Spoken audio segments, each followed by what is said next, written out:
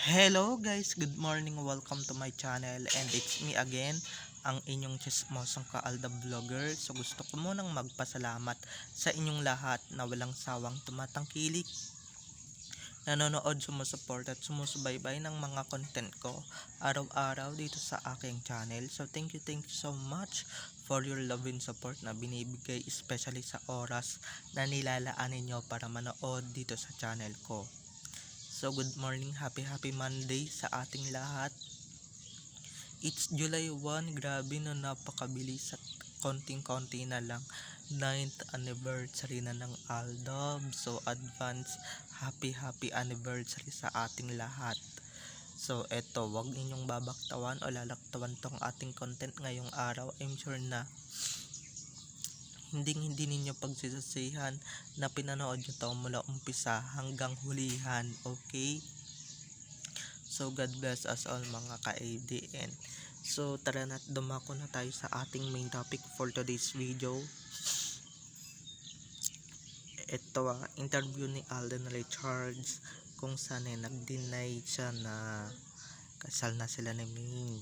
And yan, isang interview pa tungkol naman sa kay balikong yung legs. Ang sabi niya ito nga totoo bang kasal na kayo ni Maine? Sabi niya hindi po. Tas yung so ito na guys, watch this, mamaya ipapaliwanag ko sa inyo ng buong buo. So ito na guys, watch this. At kung nakita nyo na ngayong recap, so once again si TTO sa mga admins ko na mababait, so thank you so much sa inyong lahat, kasi kung hindi dahil sa inyo wala ako dito sa kinalalagyan ko. So maraming salamat sa inyong lahat. So eto na, dumako na tayo sa ating main topic for today's video. First interview ni Alden Richards kay BA. Eto BA, totoo bang kasal na kayo ni Maine? Sabi ni Alden, hindi po. Tas sabi naman ni Kalbo, nag-reply si Kalbo, maniniwala ako sa'yo. Yan ang sabi mo dahil sinabi mo. Tas si A naman nag-reply din, yan po ang utos sa akin, kabugs. So inutusan yan guys ba't siya nag-deny? Kasi guys, kitang kita ko yan doon sa BTS ng fast take ng ni Kalbo, kung saan may kumakausap kay Alden, may nagmo-moisture sa kanya na ibahin yung mga answer, ibahin yung mga sinasagot niya, no, dahil baka mamaya madulas siya. Pero halatang halata naman din doon sa sinabi ni BA na did you fall for May, na iniba ng mga walang hiya at ginawang sisak ang tanong, no? Diba? So eto pa, isa pang bonggang nakaka-shock na interview. Actually guys, hindi naman nakaka-shock naman din. Hindi naman nakakabigla and nakakaloka ang interview ng dalawang interviewer. Diba pagka ini-interview yan ng PEP, ng dalawang interviewer sa Sparkless, eto nga, may dalawang nag-interview sa kanya mula sa Sparkless. Ang sabi is kamusta na kayo ni Sak, and balitaan ko, ang sabi naman ni Alden, balitaan ko kayo pag ready na. Diba? Ibig sabihin pag ready na yung script. So eto pang isa pang sagot ni Alden, kamusta na si Sak? Diba? Kamusta pala yung Sak din, yun pala yung tanong. Balita, same question. So ibig sabihin nan guys, hindi pa handa yung script, kaya wag kayong mga musta, okay? Wag kayong mga musta ng 'di ba, wala namang kaalam-alam yung tao sa pinagagagawa ninyo dahil nga 'di ba, kamusta niyo na lang yung sa akin or yung kinakamusta niyo sa kanya na ang kukulit, ganyan talaga yung mga reporter. Pero kung ako yan, mababanas ako ng bonggang-bongga and syempre,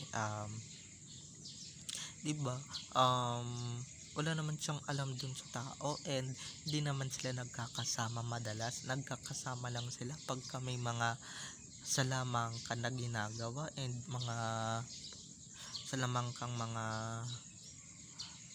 salamangka, 'di ba?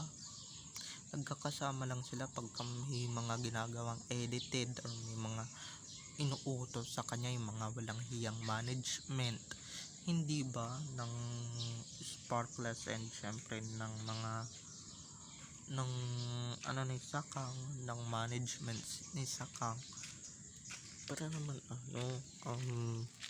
para naman syempre hindi naman hindi naman mahalata, 'di ba? Hindi naman maano tayo dito mga ka-ADM, pero hindi ba, ganyan yung mga reporter, yung mga bayarang reporter, kukulitin at kukulitin ka sa issue na wala ka naman talagang kinalalaman, or pag hindi pa talaga handa yung script, ayan na, paulit-ulit na sinagot ni Alden. Babalitaan niya lang kayo pag tapos na yung script or pagka ready na or pag ready na yung script, okay, ibig sabihin na pag nagro-rolling na yung camera and yung handa na siya sa pag-arte bilang fake jowa ni Sakang or silang mag-fake jowa, parang armin lang yan, babalitaan na lang din kayo, 'di ba? So yung isa natapos na, itong mga to hindi pa nagsisimula and tapos na agad to sa atin, 'di ba? Matatapos at matatapos din to, sila pa diyan naman sila 'di ba, mag role playing, 'di ba? Kumbaga sa teatro mga nagpapanggap lang sila. So binabalita na lang kayo kung kailan matatapos and kailan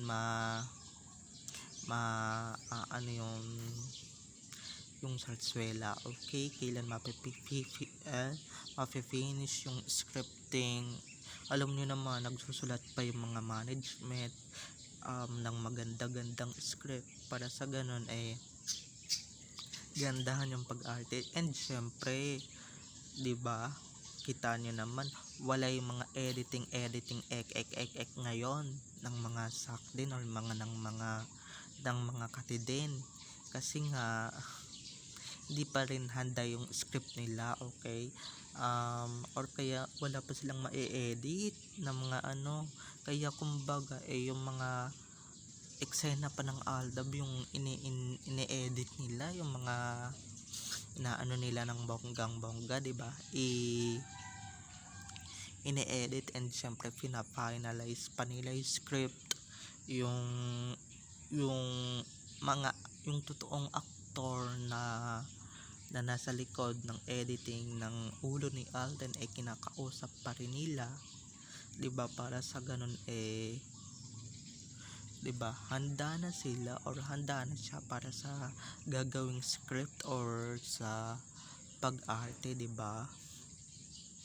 So ayun lang, at mabilis ako guys, mabilis nga ito mabilis nga tayo natapos, 'di ba? Hindi ko na nga namamalayan yung oras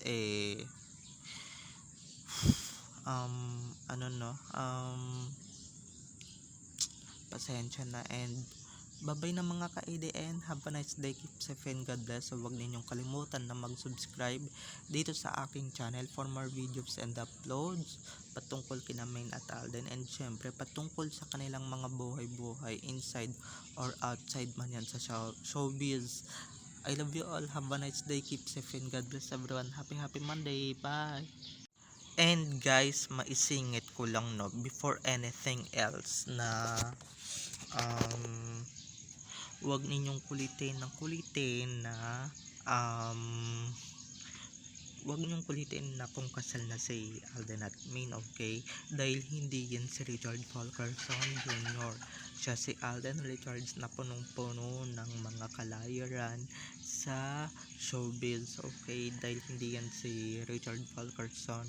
Dahil si Richard Fulkerson ay asawa ni Maine Day Kapili Mendoza Fulkerson, okay? Yung kaharap ninyo ay showbiz person. At ito, basag na basag na yung um, kala ninyo. Hindi ko nakita yung pagmamoisture nyo kay Alden na mag-deny at kinakausap ninyo of all people, di ba?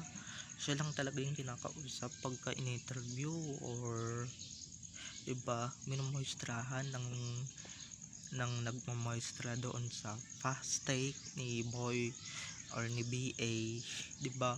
Siya lang yung kinakausap, yung ibang artista hindi, 'di ba? Para mag-deny, pero sa bagay yung showbiz ay punong-puno ng kasinungalingan, punong-puno ng kabalbalan, 'di ba? Ako ayoko na lang talaga mag-talk, pero nadulas naman din siya, 'di ba?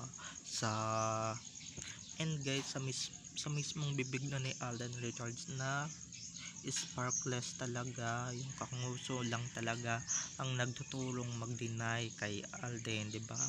At i-deny si Maine. So, um, nasa ilalim siya ng sarsuela, kaya medyo naaano ko siya, 'di ba? Naiintindihan ko, 'di ba?